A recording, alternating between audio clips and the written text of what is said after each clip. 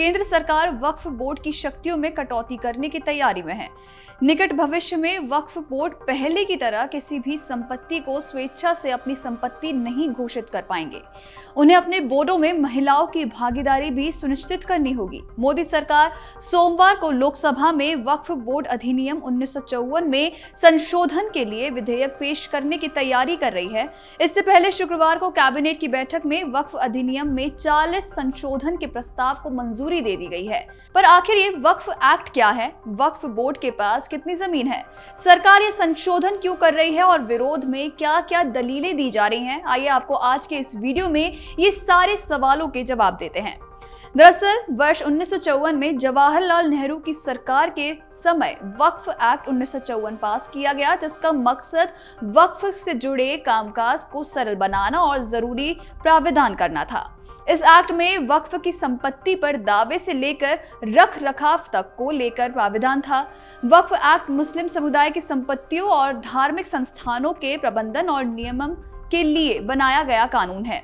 इस एक्ट का मुख्य उद्देश्य वक्फ संपत्तियों का उचित संरक्षण और प्रबंधन सुनिश्चित करना है, ताकि धार्मिक और चैरिटेबल उद्देश्यों के लिए इन संपत्तियों का उपयोग किया जा सके। वक्फ चूंकि एक अरबी शब्द है जिसका अर्थ है रोकना या फिर समर्पण करना। इस्लाम में वक्फ संपत्ति एक स्थायी धार्मिक और चैरिटेबल ट्रस्ट के रूप में समर्पित की जाती है, जिसका उपयोग धार्मिक उद्देश्यों, गरीबों की मदद, शिक्षा आदि के लिए किया जाता है।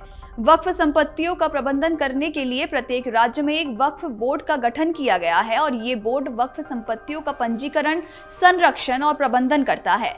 वक्फ एक्ट के तहत सभी वक्फ संपत्तियों का पंजीकरण अनिवार्य है। ये पंजीकरण संबंधित राज्य वक्फ बोर्ड में किया जाता है। वक्फ बोर्ड को वक्फ संपत्तियों की देखरेख, मरम्मत और विकास की जिम्मेदारी दी गई है। बोर्ड ये सुनिश्चित करता है कि वक्फ संपत्तियों का उपयोग धार्मिक और चैरिटेबल उद्देश्यों के लिए ही किया जा रहा है।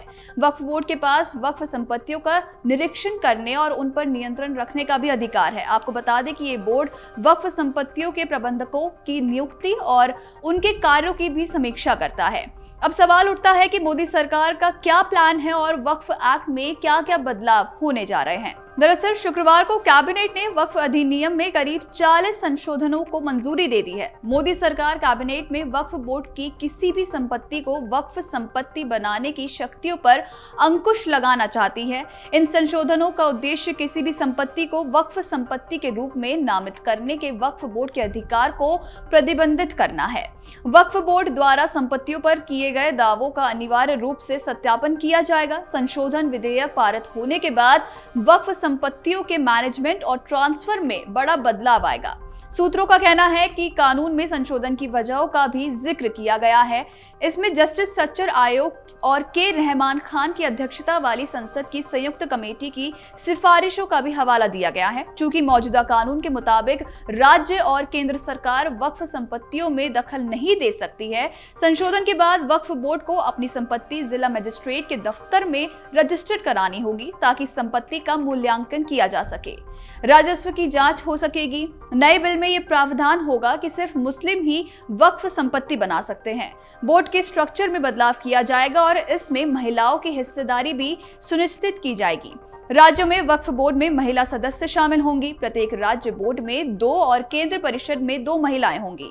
अभी तक महिलाएं वक्फ बोर्ड और काउंसिल की सदस्य नहीं हैं। वक्फ बोर्ड की विवादित और पुरानी संपत्ति का नए सिरे से सत्यापन हो सकेगा। नया संशोधन उन संपत्तियों पर भी लागू होगा जिन पर वक्फ बोर्ड और या किसी व्यक्ति ने दावे प्रतिदावे किए हैं। प्रस्तावित एक्ट के मुताबिक बात करें तो वक्फ बोर्ड द्वारा किए गए सभी दावों का अनिवार्य और पारदर्शी सत्यापन जरूरी होगा। वक्फ एक्ट की धारा 19 और 14 में बदलाव होगा। इससे केंद्र वक्फ परिषद और राज्य वक्फ बोर्ड की संरचना में बदलाव संभव है। आपको ये भी बताते चले कि वक्फ बोर्ड के फैसले के खिलाफ हाईकोर्ट में अब अपील की जा सकती है। गौर करने वाली बात यह है कि ये प्रावधान अब तक नहीं था।